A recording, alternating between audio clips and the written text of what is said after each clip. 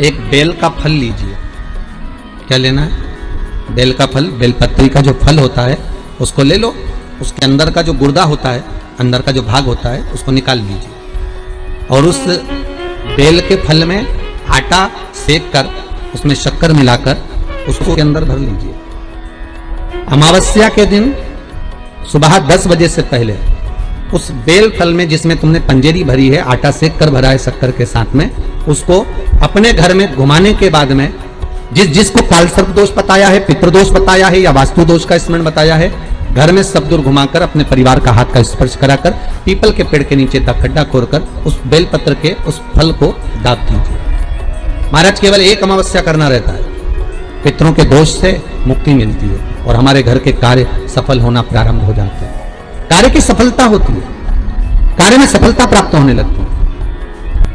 हम तो कई बार कहते हैं महाराज जी, अगर ऐसा लगे किसी औषधि को आप ले रहे हैं, मालूम पड़े कि औषधि आपको लग नहीं रही है, शिव महापुराण की कथा करेंगे, मान लो औषधि आपको नहीं लग रही, आपने औषधि बहुत दिनों से ले रहे हो, कोई दवाई, मान लो आप किसी भी दवाई को ग्रहण कर रहे हैं और वो औषधि लगी नहीं रही है, वो शरीर को लगी नहीं पा रही और आप ठीक ही नहीं हो पा रहे, 15 दिन हो गए, 8 दिन हो गए, बताओ उतना की उतना ही कैटरीना है, उतना ही उतना अपना भरा हुआ, वही की वही लीवर, वही की वही किडनी, वही की वही स्मरण, सभी कुछ वही वही है,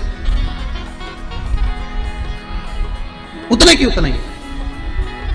बीपी भी ऊंचा नीचा चल रहा है पर लेवल में नहीं आ रहा, शुगर भी लेवल में नहीं आ रही, तो प्रयास करा करो महाराज, बेलपत्री के फल का जो गुर्दा है, अंदर का जो भाग है फल का, उसको पानी में गला लीजिए और प्रदोष की प्रदोष, कम से कम प्रदोष नहीं हो और बीमारी जरा दवाई लगी नहीं रही हो तो बिना प्रदोष के भी कर सकते हो, उसको पानी में गलाइए।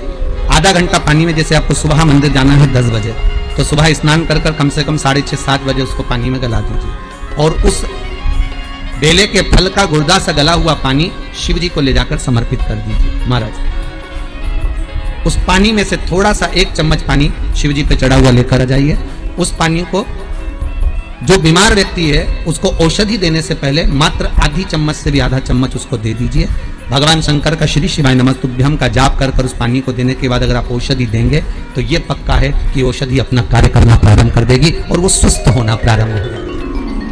क्या करना पड़ता है उस दिन? पीपल के पेड़ की परिक्रमा करो या तुलसी की परिक्रमा करो या पूजन करो, पाठ करो, कुछ भी करो, पर सोमती के दिन दान करो, पुण्य करो, सत्कर्म करो, भजन करो। तो सोमती अमावस्या का विधान इतना शास्त्र क्यों कहता है कि सारी अमावस्याओं में प्रबल सोमती अमावस्या है, शनिचरी अमावस्या से भी बड़ी अमावस्या सोमती कहलाती है। हमारा जितने भी ग्रह, सारे ग्रह चंद्रदेव के साथ मिलकर भगवान शंकर की आराधना में डूबते हैं और भगवान शंकर की आराधना में डूबते हैं तो उस दिन जो किया हुआ दान पुण्य सत्कर्म है वो हमारे, आप लोगों को मालूम होगा, पितरों की 3 गतियां, पितर, आहुत, वासुक, कितने?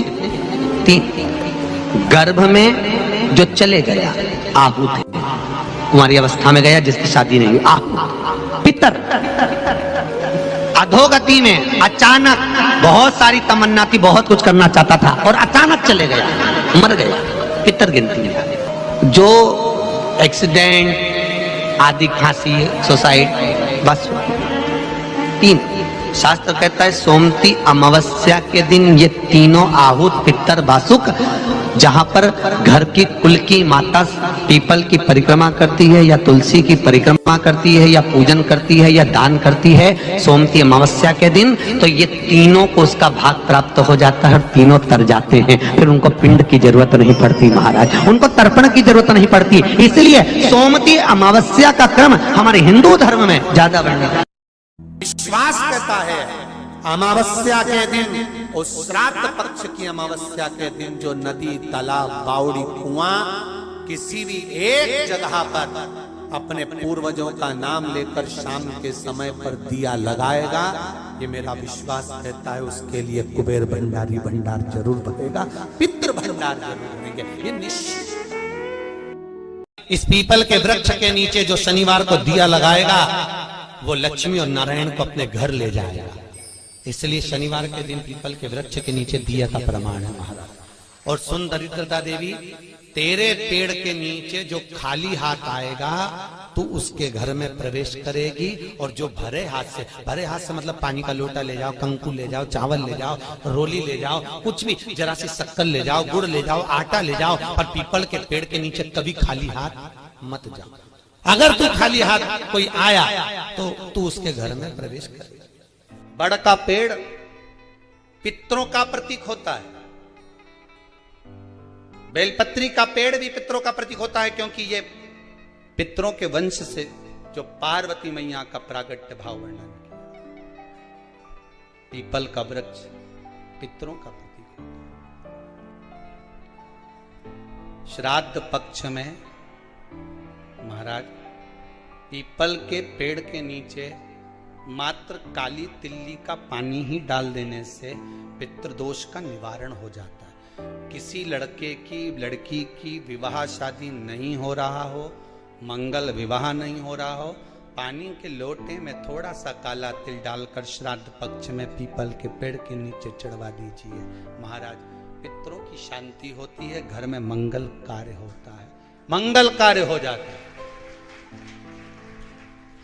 पितृदोष का निवारण होता है। ऐसा लग रहा है कि बहुत बड़ी बीमारी शरीर में आ गई है, वो मिट नहीं रही, बीमारी बहुत बड़ी है, नहीं जा रही। सरसों का फूल भगवान शंकर को चढ़ाना प्रारंभ कर दो। सरसों तो आप अपने घर के अंदर भी बो सकते हो, उसमें पीला फूल आ ही जाता है, शिव जी को चढ़ाना चालू कर दो, बीमारी समाप्त होना प्रारंभ। बेल का फल, बेलपत्री का जो फल होता है उसको ले लो, उसके अंदर का जो गुर्दा होता है, अंदर का जो भाग होता है, उसको निकाल लीजिए और उस बेल के फल में आटा सेक कर उसमें शक्कर मिलाकर उसको के अंदर भर लीजिए। अमावस्या के दिन सुबह 10 बजे से पहले उस बेल फल में जिसमें तुमने पंजेरी भरी है, आटा सेक कर भरा है शक्कर के साथ में, उसको अपने घर में घुमाने के बाद में जिसको कालसर्प दोष बताया है, पितृदोष बताया है या वास्तु दोष का स्मरण बताया है, घर में सब दूर घुमाकर अपने परिवार का हाथ का स्पर्श कराकर पीपल के पेड़ के नीचे तक खड्डा खोदकर उस बेलपत्र के उस फल को दाब दीजिए। महाराज केवल एक अमावस्या करना रहता है, पितरों के दोष से मुक्ति मिलती है और हमारे घर के कार्य सफल होना प्रारंभ हो जाते हैं। कार्य की सफलता होती है, कार्य में सफलता प्राप्त होने लगती है। हम तो कई बार कहते हैं महाराज जी, अगर ऐसा लगे किसी औषधि को आप ले रहे हैं, मालूम पड़े कि औषधि आपको लग नहीं रही है, शिव महापुराण की कथा करेंगे, मान लो औषधि आपको नहीं लग रही, आपने औषधि बहुत दिनों से ले रहे हो, कोई दवाई, मान लो आप किसी भी दवाई को ग्रहण कर रहे हैं और वो औषधि लगी नहीं रही है, वो शरीर को लगी नहीं पा रही और आप ठीक ही नहीं हो पा रहे, 15 दिन हो गए, 8 दिन हो गए, बताओ, उतना की उतना ही कैटरीना है, उतना ही उतना अपना भरा हुआ, वही की वही लीवर, वही की वही किडनी, वही की वही स्मरण, सभी कुछ वही वही है, उतना की उतना ही।